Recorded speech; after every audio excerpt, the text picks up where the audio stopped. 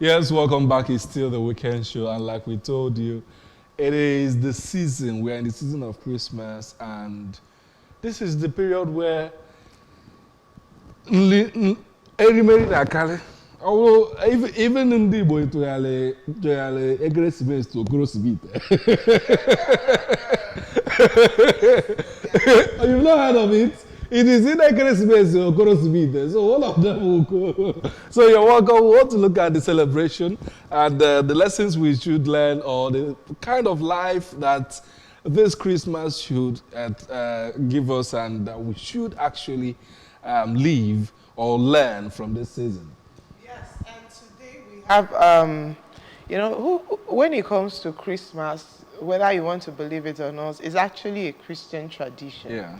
From however you look at it, even though there are some Christian community that will tell you they don't believe in Christmas.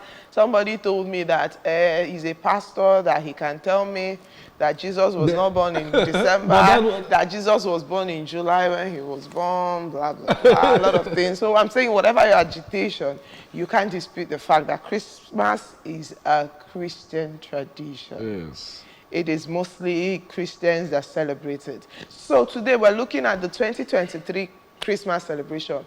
We're looking at what lessons do Christians need to pick and then put into their lives. And to do justice to our topic this morning, we have Pastor Kelechi Oboti. He is somebody that whenever he comes, he delivers. Like, the mandate is pure. So, good morning, sir. Thank you, Alechi. It's my pleasure. Good morning, welcome. Merry Christmas to you. It's my pleasure. Yeah. Don't worry, I don't want to comment. I think you wanted to say it's like we plan on. Exactly. It's as if it was planned. The spirit of It's Christmas, spirit of Christmas, is yes. roving. So I'm really very happy. But my question, I like to start as the lady. So my question is, now I'm happy you're not just a clergy, a person, a Christian. You're also like a family counselor, so you got to see this thing. I want to ask, are people really celebrating Christmas this year? Because there's really nothing to show it.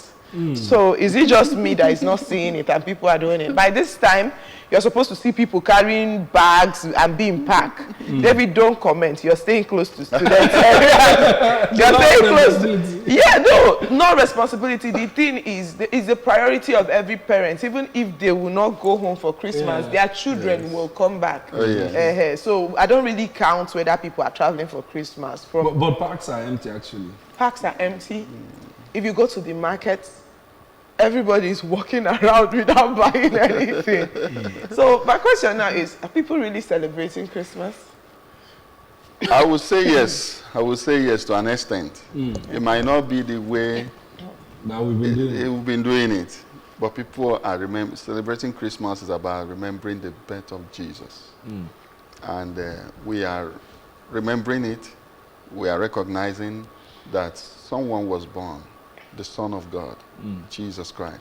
So whether we travel, whether we carry big bags or not, we, at least in our heart, we know and we recognize that Jesus was born and that we are celebrating his birthday, the 25th.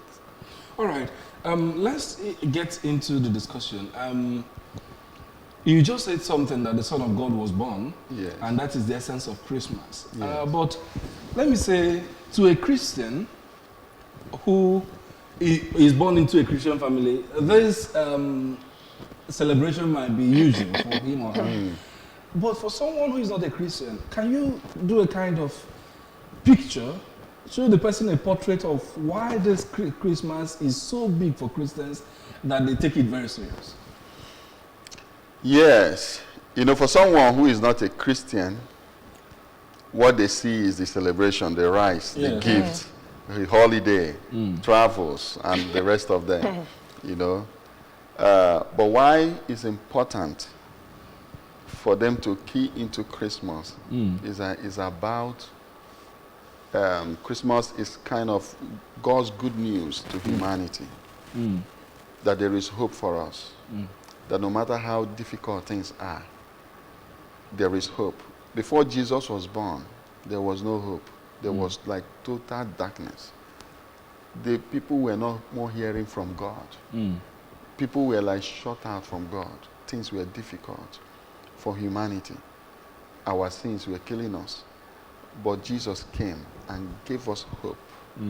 And those that were outcast, he embraced them. The coming of Jesus restored human dignity, restored human, hope, gave strength to the weak. Look at what happened. Mary was afraid. How can I be pregnant when I've not known a man? And the angel came, said, don't be afraid. The message of Christmas allays every fear. So whatever we've been struggling with and we've been burdened with is a season to say, Lord, I know that you're coming. We guarantee that these challenges, I will overcome them. So that's what it means. So that fear was allayed. And then because she didn't know how to tell the man she was betrothed to, the angel went and talked to the man. Went ahead of her. Said that this lady has a child. Don't cast her away. Take responsibility. It's from the Holy Spirit. So that's what God does for us. Takes away our fear. So whatever fear we may have had over this nation, the things happening in this nation, Jesus coming is to take it away. And, okay, you said something also. You talked about that the coming of Christians or the coming of Jesus Christ actually ended strife. Yeah. You also talked about it being very strategic as to that those who were cast away, there is a closure of separation. Yes. Intertribal wars shouldn't exist in the Yes. coming of Christ. Why does it still exist? Is it that we don't understand the message of Jesus, that the barriers that between the Gentile and the Jews have been closed? Yes. That understanding, not everybody has got it yet. Okay. Some have not understood. Jesus came as the Prince of Peace to remove every discrimination. Remember that woman that came begging for healing, and Jesus said, "Healing is the children's bread." He said, even he said, "I won't give what is meant for the children to dogs." He said, even the dogs eat from the crumbs that falls from the table. And then, but later, Jesus just portrayed what the situation was and still embraced her and gave her what she wanted. It's a time for us to look at our brothers as our brothers. Look at everyone as having a sense of belonging. Look at everyone as part of the game, embracing each other, smiling. Christmas brings a lot of smiles, happiness, joy, to tell you that the coming of Jesus is real, to tell you that Jesus actually came to unite us, unite brothers, fathers. There are some people that don't talk with their mothers. They don't talk with, they have problem with their parents. But during Christmas, by the grace of God, some of them unite. Family meetings are held, peace is restored.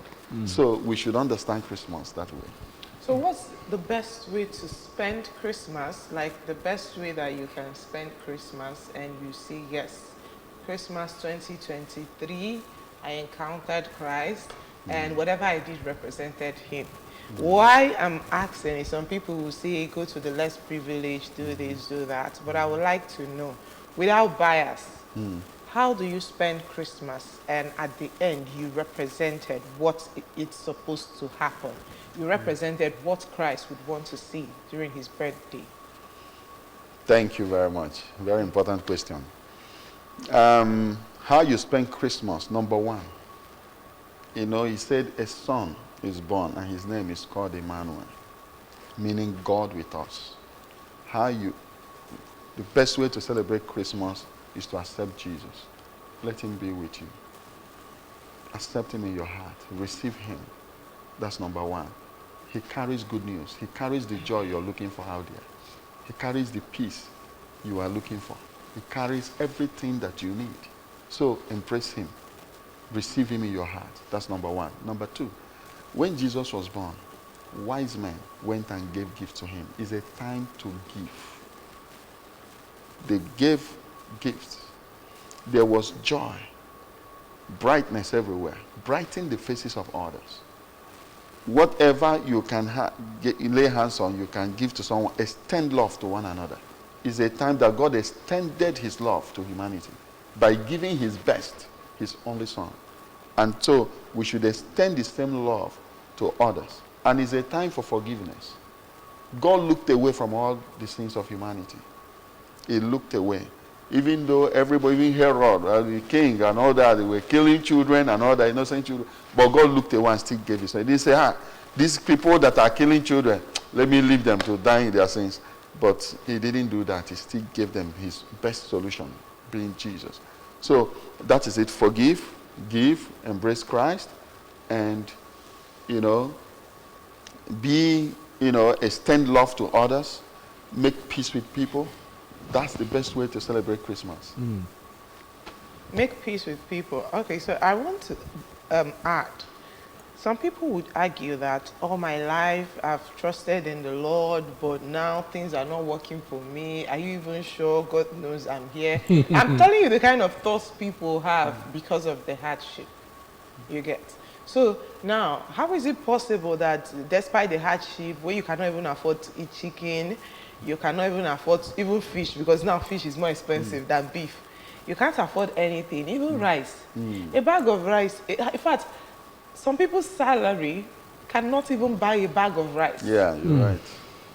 What's it called? Nigerian minimum wage almost cannot buy half bag of rice. Yeah, you're right. So how can in the midst of this hardship somebody still be able to celebrate? Because now you spoke about giving, it's a time of giving. Yes. Somebody will say, how can I give when I don't even have? And some people will say, even to go to church on Christmas Day itself, I won't go because people will be wearing Christmas clothes I don't have to wear. So how can you make the balance in this hardship you get? How can you balance it? I don't have, but I still celebrated Christmas in such a way that Christ will be happy. Yes, thank you very much. Sincerely, the situation of our nation is a big concern.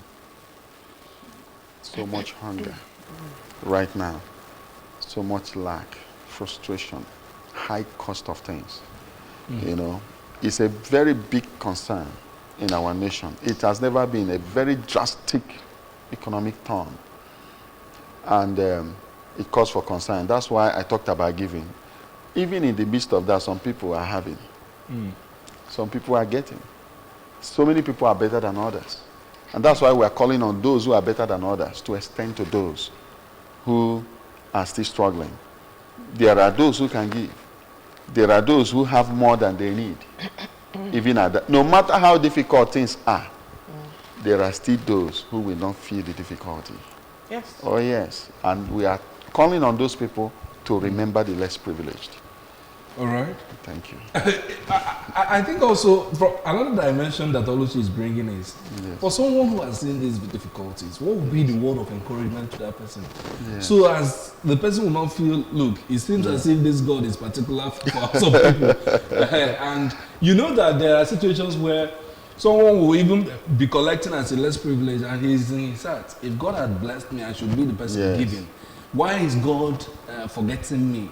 Do you get? Yes. It is not about the person being receiving, but that feeling of saying that God disappointed or God didn't answer his prayers throughout the year. What would be your words of encouragement for those kind of people? Thank you very much. I think Jesus came to give us hope. He came to give us hope. And the hope that things will get better. The hope that tomorrow will be better than today. The hope that, you may have suffered this year, but look forward. Next year will be better. Yeah, next year will be better for you. So find a reason to be happy. At least you are alive. It's by the mercy and the grace of God. And the Bible says, those that are joined to the living, there is hope.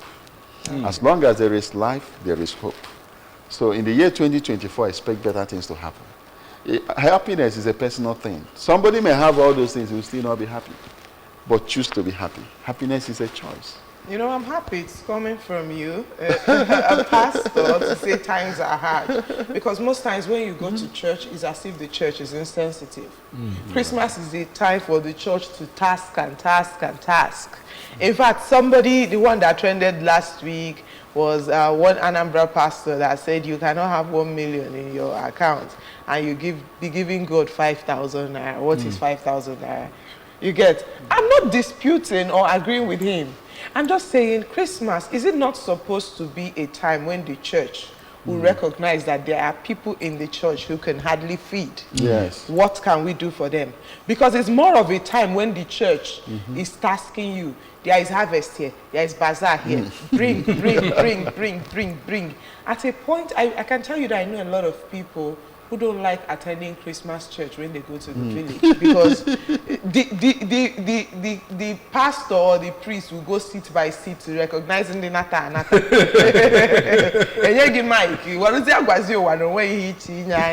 So my question now is, what's your advice to the church, especially in this time of hardship? Yeah. Because the church no longer, I don't think that they're focusing on giving now. They are now more on the receiving end. Yeah, for not every church though, like my own church now, we are doing 3 days massive welfare.